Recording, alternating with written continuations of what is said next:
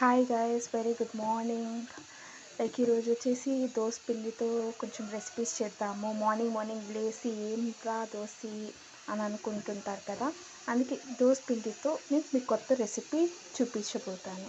ఇలా దోస పిండి పెనము బాగా వేడవ్వాలి. దాని తర్వాత బ్యాటర్ని ఇలా తీసుకొని ఇలా వేసి రౌండ్గా తిప్పి లేకపోతే లైట్గా స్ప్రింకిల్ చేయాలి. ఇలా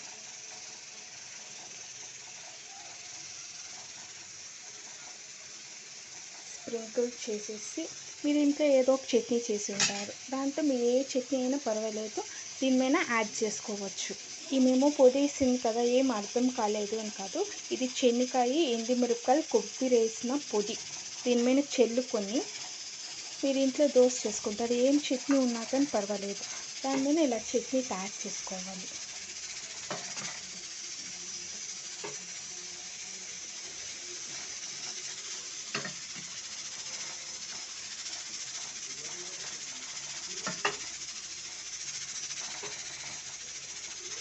బాగా ఫుల్ దోశకి ఫినిష్ అయ్యేటట్టు చట్నీ యాడ్ చేయాలి.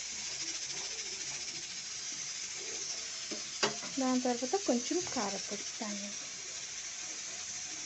ఇలా వేస్తే టేస్టీ ఉంటుంది దోశ.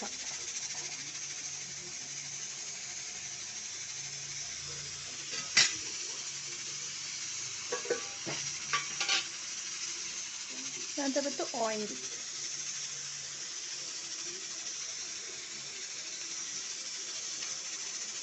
ఇది బాగా రోస్ట్ అవ్వాలి బ్రౌన్ కలర్కి, అప్పుడే దోశ టేస్ట్గా ఉంటుంది.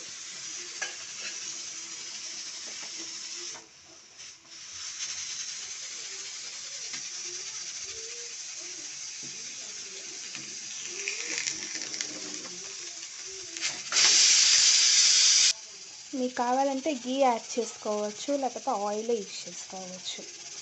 గీ యాడ్ చేస్తే కొంచెం టేస్ట్ వస్తుంది. ఇలా బాగా రోస్ట్ అయినాక ఇలా ఫోల్డ్ చేయాలి.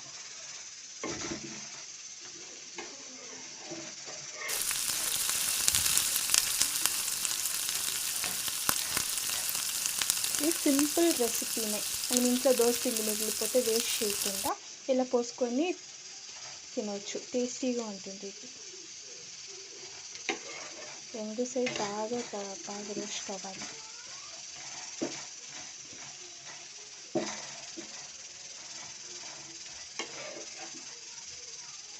మీరు రోజు ఏం చేయాలి, బోర్ కొడుతుంది, ఒకే రెసిపీ మళ్ళీ చేసి అని అనుకున్న వాళ్ళు ఇది ఒకసారి ట్రై చేసి చూడండి. వెరీ యమ్మీగా ఉంటుంది.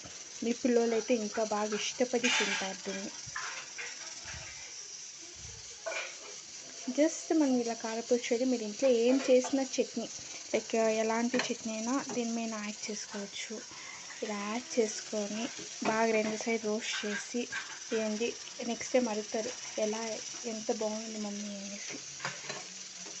ట్రై చేసి చూడండి. ఈ సింపుల్ అండ్ ఈజీ రెసిపీ, ఏమీ అంత కష్టం ఏం లేదు ఇది.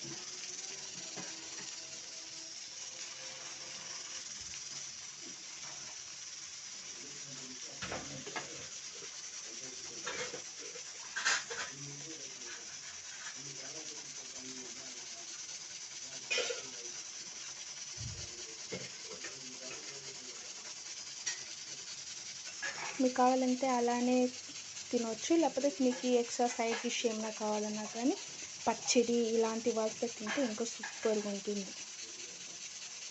ఇది రెండు సైడ్లు బాగా రోస్ట్ అవ్వాలి, అప్పుడే అది టాప్లో తినేటప్పుడు కానీ క్రిస్పీగా ఉంటుంది. Simple and easy recipe, once try చేసి చూడండి. వెరీ యమ్మీగా టేస్టీగా ఉంటుంది. ఏమంతేం కష్టమేం లేదు ఇది.